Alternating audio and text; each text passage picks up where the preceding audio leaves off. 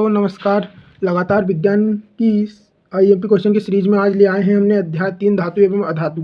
तो देरी न करते हुए खटाखट अपन इसके आज सारे आईएमपी क्वेश्चन निपटा देंगे। इसके बाद फिर हम नेक्स्ट चैप्टर शुरू करेंगे। चलते हैं खटाखट प्रश्नों की ओर।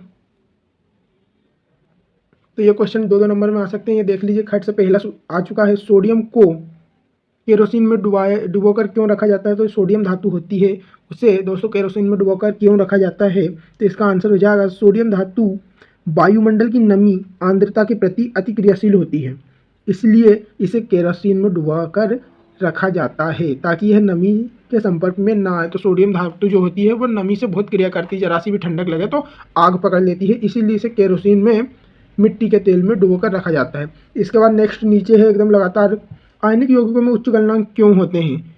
ये भी 2 नंबर में आ सकता है दोस्तों। तो इसका आंसर देख लेते। चूंकि प्रबल अंतर आयनिक आकर्षण को तोड़ने के लिए ऊर्जा की पर्याप्त मात्रा की आवश्यकता होती है। जो है कि चूंकि प्रबल अंतर आयनिक आकर्षण जो होता है उसको तोड़ने के लिए ऊर्जा की पर्याप्त मात्रा की आवश्यकता होती है, इसलिए आयनिक यौगिक उच्च गलनांक होते हैं। इसलिए आयनिक यौगिकों का गलनांक उच्च होता है। फिर आ चुका है उभयधर्मी ऑक्साइड क्या होते हैं। यह भी मोस्ट आईएमपी क्वेश्चन है दोस्तों। तो इसका आंसर भी देख लेते हैं। उभयधर्मी ऑक्साइड, जो ऑक्साइड अम्लीय एवं क्षारीय दोनों गुण प्रदर्शित करता है, वे उभयधर्मी ऑक्साइड कहलाते हैं। तो अम्लीय एवं क्षारीय गुण, जो ऑक्साइड अम्लीय एवं क्षारीय गुण प्रदर्शित करता है वो क्या कहलाता है, उभयधर्मी ऑक्साइड। अथवा हम देख सकते हैं जो ऑक्साइड अम्लों व क्षारों दोनों से अभिक्रिया करके लवण एवं जल बनाते हैं, उभयधर्मी ऑक्साइड कहलाते हैं। जैसे उदाहरण के लिए देख सकते हैं अपन एल्यूमिनियम ऑक्साइड एवं जिंक ऑक्साइड ZnO और Al2O3। इसके बाद नेक्स्ट अगला क्वेश्चन हम देखते हैं। अगला जो क्वेश्चन है वो आ चुका है, ये भी मोस्ट आईएमपी है।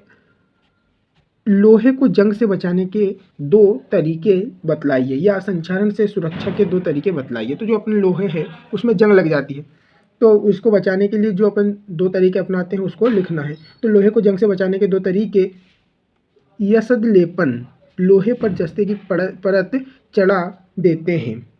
तो पहली जो हो जाएगी वो है यसद लेपन, जब लोहे पर जस्ते धातु की परत चढ़ा दी जाती है। दूसरा है क्रोमियम लेपन, लोहे पर क्रोमियम की परत चढ़ा दी जाती है। ये 2 लिखना है आपको और 2 नंबर पक्के मिल जाएंगे। इसके बाद नेक्स्ट क्वेश्चन देखते हैं। तो नेक्स्ट क्वेश्चन आ चुका है, गर्म जल का टैंक बनाने में तांबे का उपयोग होता है परंतु इस्पात का नहीं, इसका क्या कारण है। तो जो गर्म जल का टैंक होता है उसको बनाने के लिए तांबे का उपयोग होता है, इस्पात का नहीं। इस्पात जो होता है वो लोहे की मिश्र धातु होती है, उसका उपयोग क्यों नहीं होता है। इसका आंसर देना है। तांबा इस्पात मतलब लोहे की जो मिश्र धातु है से कहीं अधिक ऊष्मा का चालक होता है। तांबा इस्पात से कई अधिक ऊष्मा का चालक होता है, इसलिए इसे पानी का टैंक बनाने में तांबे का उपयोग होता है परंतु इस्पात का नहीं। मतलब कुल मिला के इसका आंसर जो है कि तांबा ज़्यादा ऊष्मा चालक होता है। इसका कारण यह है कि तांबा जो है ज़्यादा ऊष्मा चालक होता है, इसलिए इससे गर्म जल का टैंक बनाते हैं। इसके बाद अगला देखते हैं, धातु के कोई 5 भौतिक गुण लिखिए। यह 3 नंबर में आता है दोस्तों। यह जो क्वेश्चन है वो 3 नंबर में आता है। अब मैं आपको जितने क्वेश्चन बतलाऊंगा सारे 3-3 नंबर वाले ही बतलाऊंगा। तो धातु के कोई 5 गुणधर्म लिखिए। तो धातुओं के गुण लिखते हैं अपन। धातुओं के प्राय भौतिक गुण।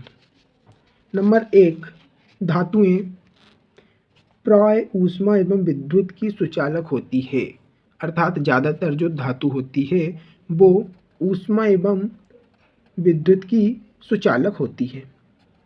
धातुएं प्राय आघात वर्धनीय होती है। धातुएं प्राय तन्य होती है, अर्थात तन्यता का गुण भी धातु में। फिर धातुएं प्राय कठोर होती है।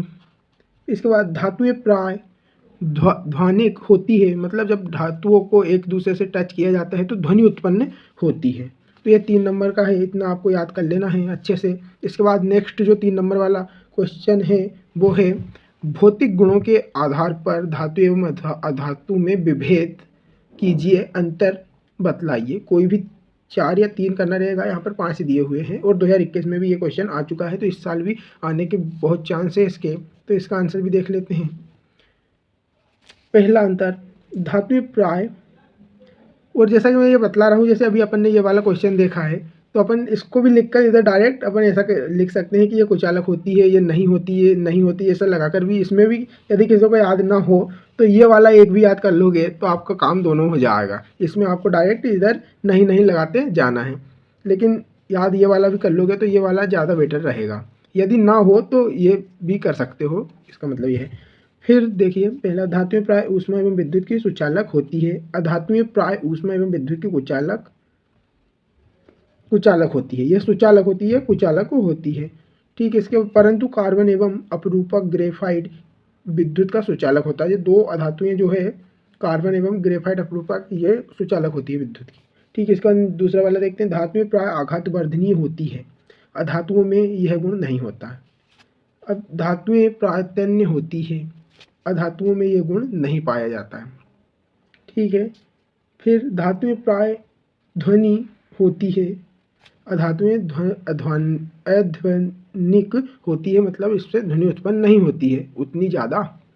ठीक है, इसके बाद धातुएं प्राय कठोर होती है, परंतु क्षारीय धातु मुलायम भी होती है। जो क्षारीय धातु है वो मुलायम भी होती है। फिर इसकी इधर धातुएं जो है कठोरता का गुण रखती है। धातु जैसे पत्थर वगैरह ज़्यादातर जो है मैक्सिमम कठोर होते हैं। इसके बाद नेक्स्ट एवं लास्ट क्वेश्चन है, ये भी 3 नंबर में आ सकता है। आणविक यौगिकों के सामान्य गुणधर्म लिखिए। ये 3 नंबर में आ सकता है दोस्तों, बिल्कुल। तो इसका आंसर देखते हैं। भौतिक प्रकृति, गलनांक एवं क्वथनांक, घुलनशीलता एवं विद्युत चालकता, ये है गुणधर्म।